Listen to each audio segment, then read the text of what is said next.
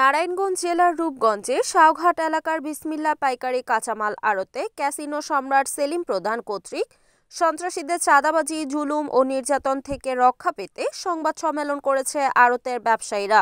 ২৯ জানুয়ারি বুধবার বিসমিল্লাহ পাইকারি কাঁচামাল আড়তে এ সংবাদ সম্মেলন করা হয়। সংবাদ সম্মেলনে বক্তব্য রাখেন বিসমিল্লাহ পাইকারি কাঁচামাল আড়তের পরিচালক আয়ুব আলী। পরে বক্তব্যে তিনি বলেন, আমরা সেলিম প্রধানের স্ত্রীর কাছ থেকে 10 বছরের চুক্তি করে জমি ভাড়া নিয়ে বালু ভরাট করে আড়ত নির্মাণ করে 3 বছর ধরে পরিচালনা করে আসছি।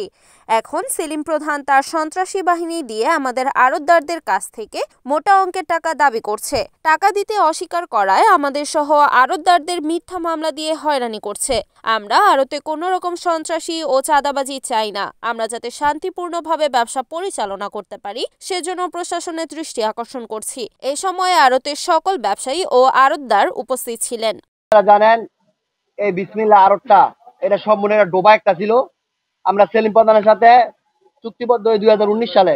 এই চুক্তিবদ্ধের মেয়াদটা 2021 থেকে 2030 পর্যন্ত 10 বছরের জন্য।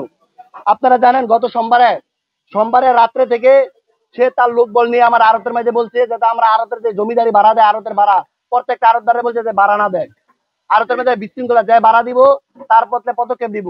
আড়তদারদের বিভিন্ন ভাবে বন্ধ করার জন্য একটা পায়তারা করছে, আমাদের অফিসের মধ্যে বিভিন্ন করছে। কিন্তু ভাই সর্বোপরি আপনারা জানেন গতকাল একটা নেককারজনক ঘটনা ঘটছে এই আড়তের মধ্যে। যদিও এটা আড়তের বিষয় না ভাই, এখানে স্বেচ্ছাসেবক দল এরা মিছিল দিচ্ছিল, মাদক সন্ত্রাস চাঁদাবাজির বিরুদ্ধে এরা মিছিল দিচ্ছিল। সেলিম প্রধানের বাসা থেকে হুড়ুর কইরা একবার পিছন থেকে হামলা করে একটা সন্ত্রাসী দল। করার সঙ্গে উভয় পক্ষে হামলা করলে উভয় পক্ষে সংঘর্ষ হয়। Report Enamul Haque, NAN TV, Narayanganj.